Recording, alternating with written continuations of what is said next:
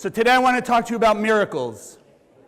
Miracles. So I'm sure most of us have heard various miracles from the Bible. The splitting of the Red Sea, right? We're standing on one side of this Red Sea. We need to get to the other side. We're being attacked from all sides. And suddenly there's a miracle and the water parts. You've heard that, yes? You've all seen the movie? The Kabbalistic explanation is 1,000 times more spectacular. The Red Sea didn't split just in half.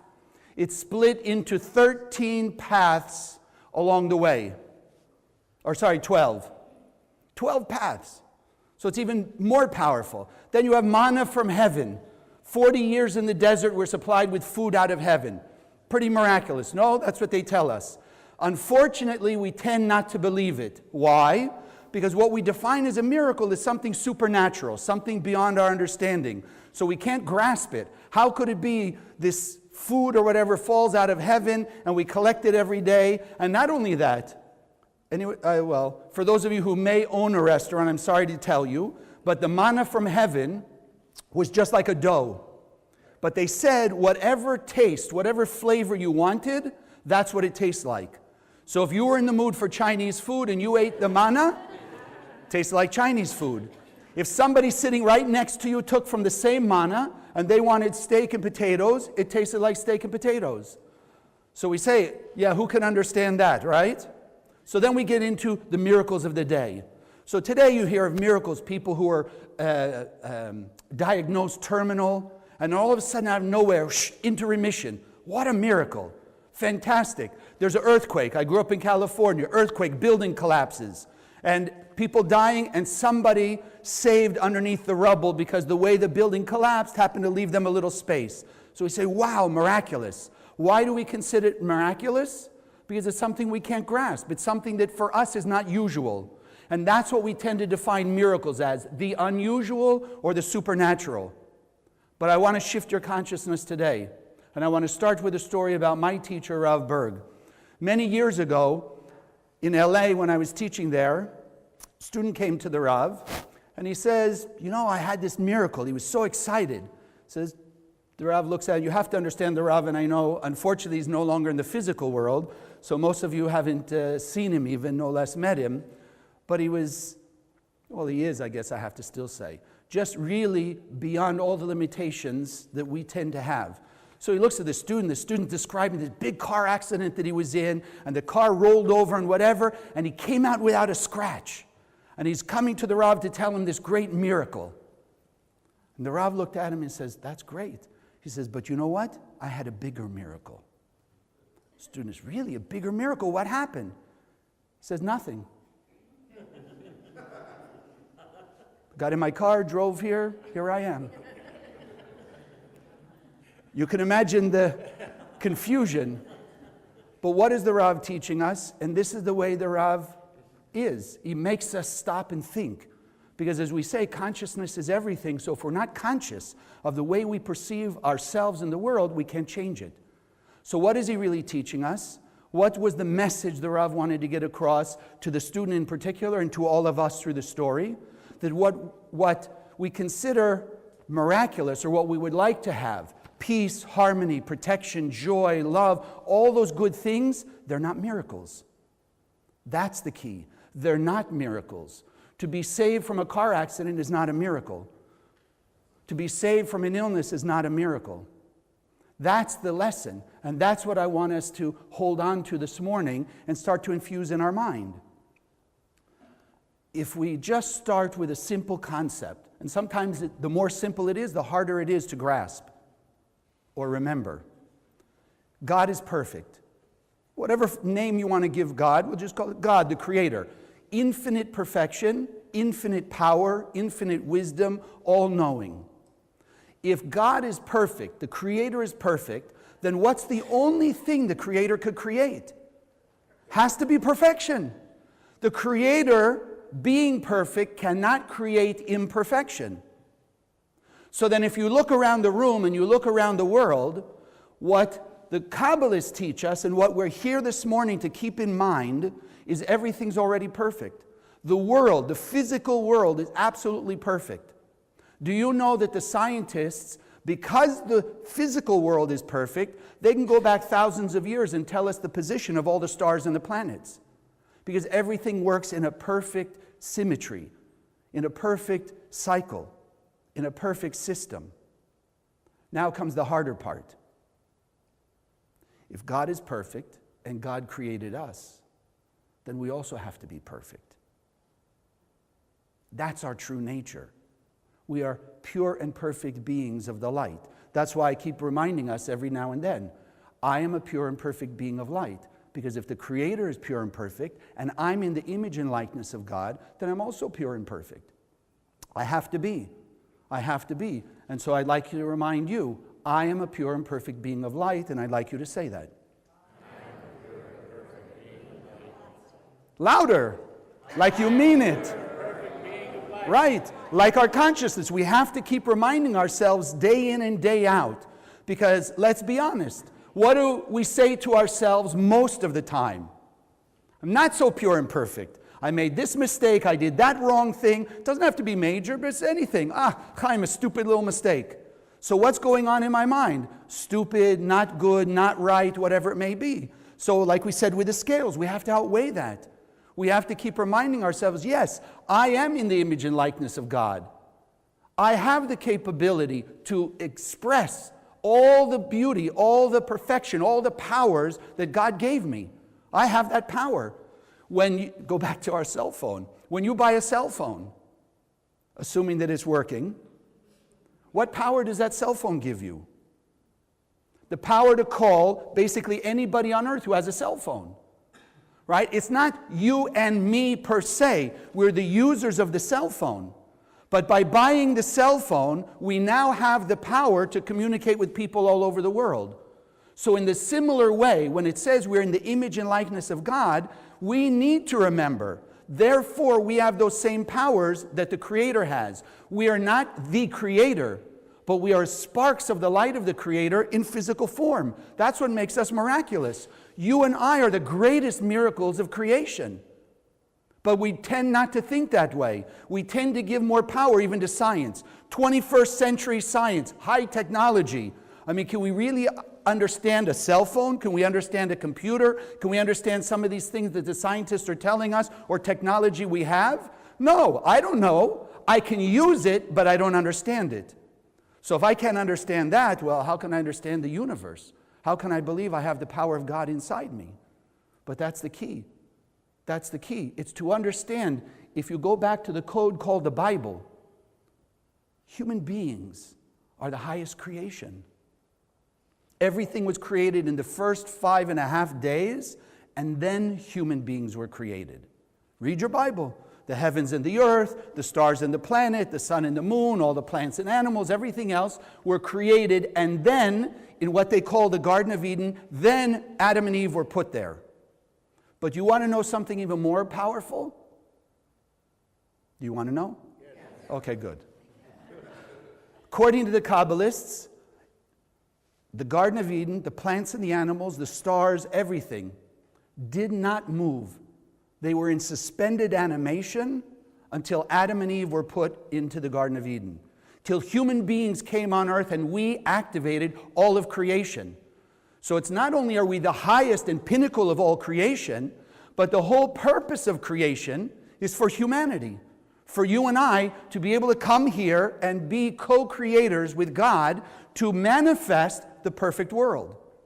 It's already there. As we said, God can only create perfection, but you and I have the ability of God.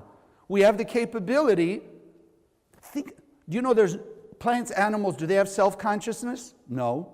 Can they be empathetic to people around the world? Forget our own family. You and I as human beings, as divine beings in a human body, we have the ability to be empathetic to the pain and suffering of people that we don't even know all around the world. All we have to do is watch what goes on in the news and our heart goes out to them. We say, we can feel their pain. No other aspect of creation can do such a thing. We are extremely supernatural from this point of view. But from the point of view of God, it's nature. It's natural.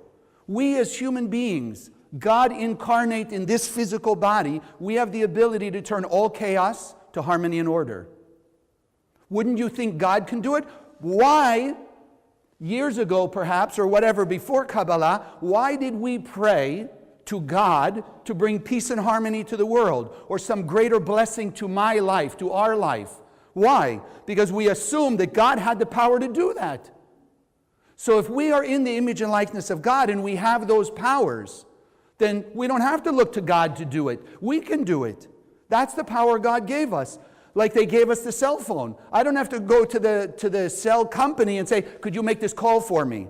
Please get hold of Johnny or Mary or whoever. I've been given the power through the cell phone. I dial it properly and I can get Johnny or Mary or whoever I want. So Kabbalah is giving us the technology how to use our creator nature to create harmony and order, peace and love out of darkness, chaos, and negativity. It doesn't have to be that way. Why? Because our true nature is completely godlike. I want that to sink in. Our true nature, our original setting, is pure and perfect. All the powers of creation are in our hands. We just have to decide how we're going to create. So then if you're looking at it from that point of view, it changes everything. From God's point of view, perfection already exists. That's nature. So we're used to nature, right? Even in this world that we've kind of got it all backwards, we think, okay, well, if this is natural, then that's the way it is and we can't do anything about it. So when you hear people say, and it's one of my, I have to admit, one of my pet peeves, to hear people say fires, floods, hurricanes, things like that are natural disasters.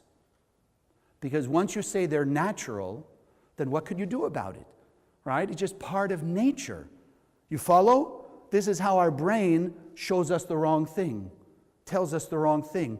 Fires, floods, and hurricanes, anything that's not God-like perfection is completely unnatural. Chaos is unnatural. Disease is unnatural. Hatred and violence between people, unnatural. Because we're all sparks of the Creator. We're all pieces of the Creator. So love and kindness and generosity and compassion and forgiveness and tolerance, that's true nature. So when we can hold in our mind that the real unnatural part, or if you want to say from the human point of view, the real miracle is the sickness, is the negativity, is the hatred, is the resentment, is the violence. That's completely miraculous. Why? Because that's not God's nature. So we just created something temporarily that's not God's nature. That's the miracle. So then we use our natural power to go back and put it back into order. Think about it. Why do people give up? You know, there was a study I learned many, many years ago. It was a book written by a doctor that was talking about the will to live. The will to live. And it was a study of people who were diagnosed with various types of terminal diseases. And in all the study, in all the case studies that he did, he was showing that people who had a will to live, for whatever reason, either extended their life or completely defeated the disease. People who had no will to live, had no perception that it was possible even to have a healing or what have you, they died quickly. They died quickly. Everything else being equal. So then you come back to us and we have to ask ourselves, what do we have to live for?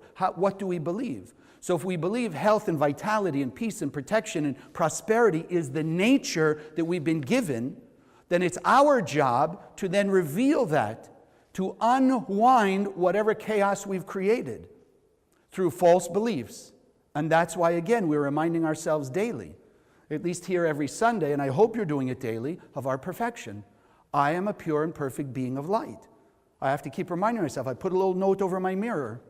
So every day when I'm shaving or washing my face or brushing my teeth or combing my hair, I have that note right there. I am a pure and perfect being of light. Because I have to constantly be reminded. Because everything that I grew up with and what I believe in my past lives, I have a tendency to think the other way. I'm not so pure and perfect. So I have to keep reminding myself. Not out of ego. It's not out of ego to pump up our ego and say, yeah, I'm perfect. No, that's what's also gotten us into chaos. I'm better than the other person, says the ego, and therefore I don't have to be concerned about them. And that's when we say, well, human beings are worse than animals, worse than what the animals do out there. No, it's not true. We can behave that way, but that's not our true nature. That's not our true nature.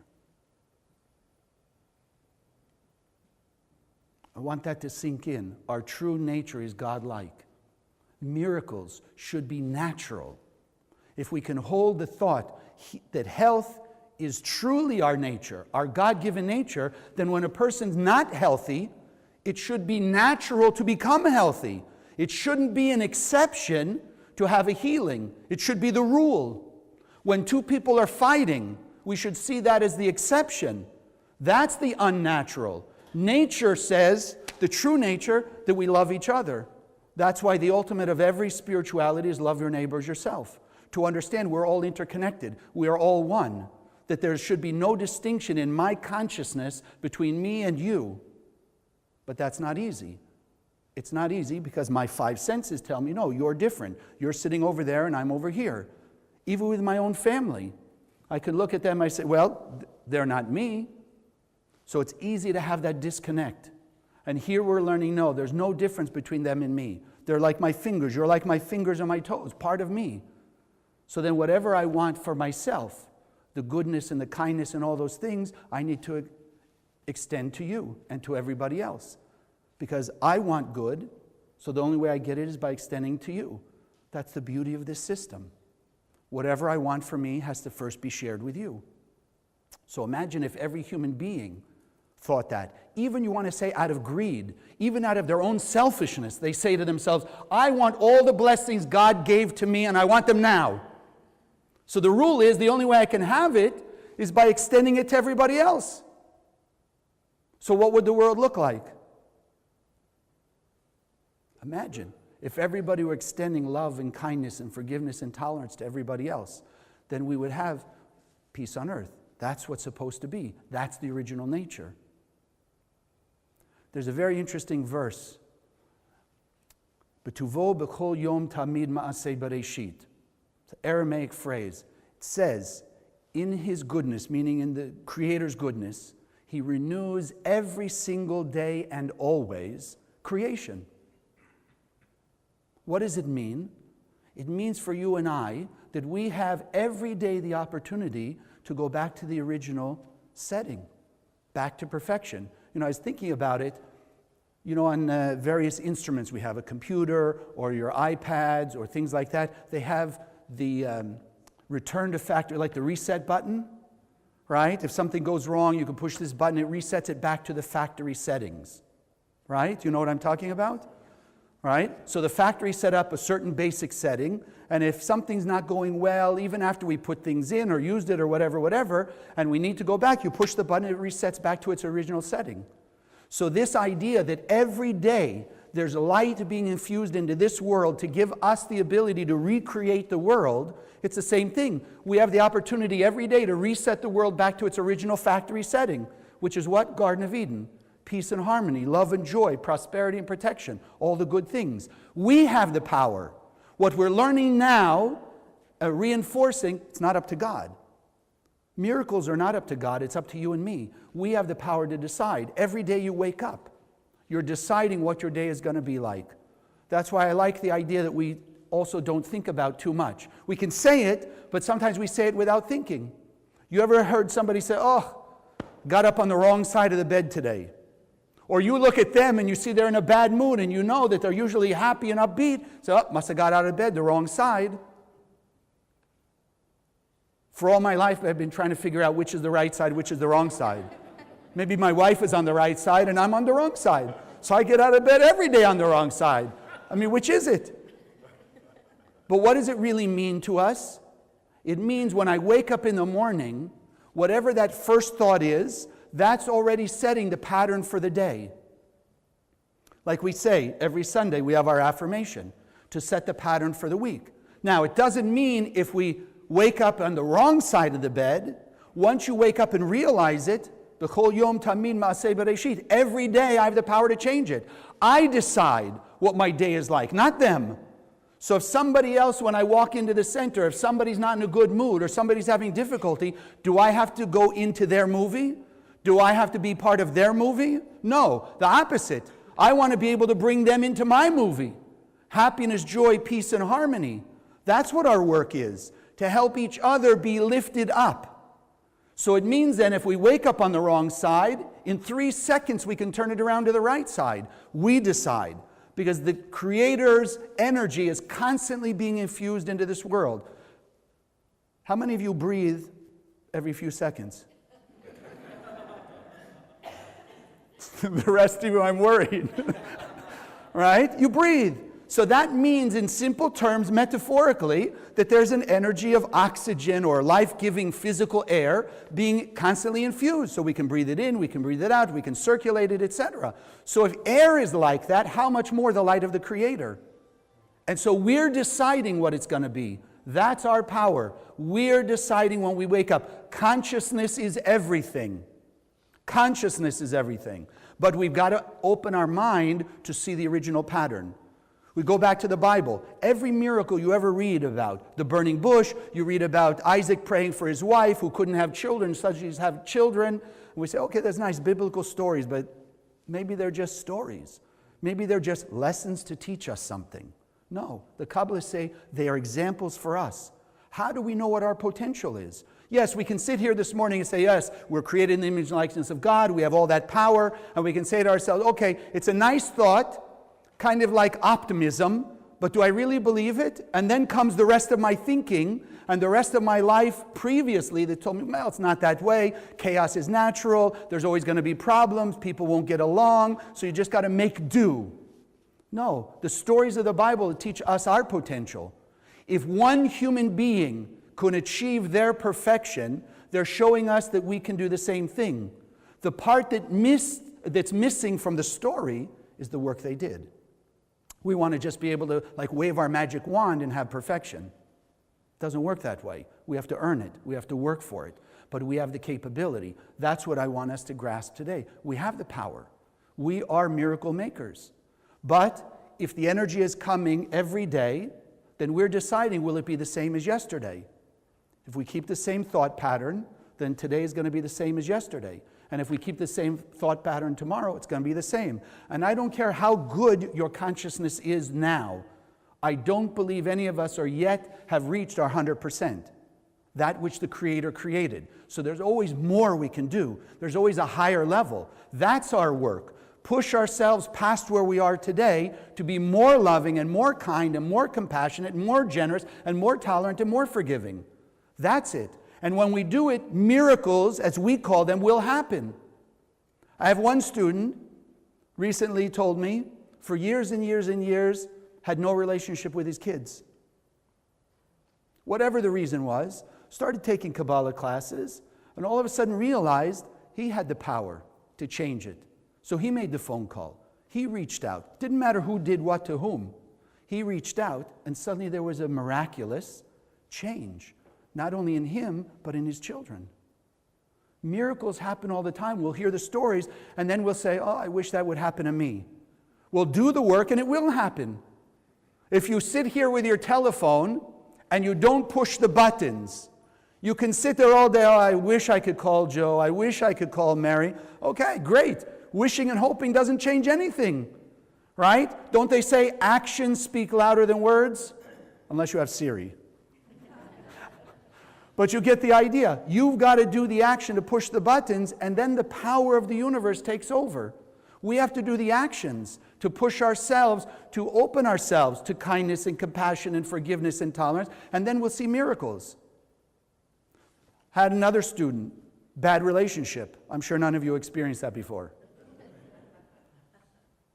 But always felt that she was trapped.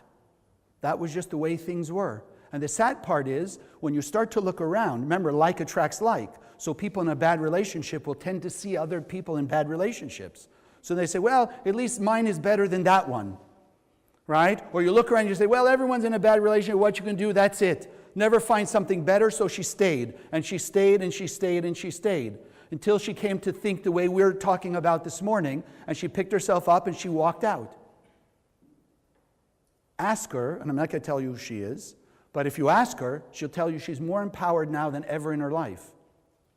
She feels like the creator now because she's deciding, not the relationship, what she's going to experience, how her life is going to be. So we're really here to open our minds and realize again, it's not up to God. God doesn't create miracles. God created perfection. It's up to us to decide today that I'm going to live into my perfection, that I'm going to decide to change my thinking, so whatever was yesterday is not going to follow me tomorrow. I don't want it to be the same. No matter how good it is, I want it to be better. Whatever the chaos was, I have the ability to change it. And that's why we're here. The tools and the technology that we're learning here in the center, as we do every Sunday, we'll do here in a few minutes with a meditation on the 72 names, or the various tools, the Pocket Zohar, the Zohar itself, the classes, etc. These are tools and technology that give us the instruction manual how to operate and get ourselves back to perfection. It's in our hands. Stop waiting for somebody else to do it.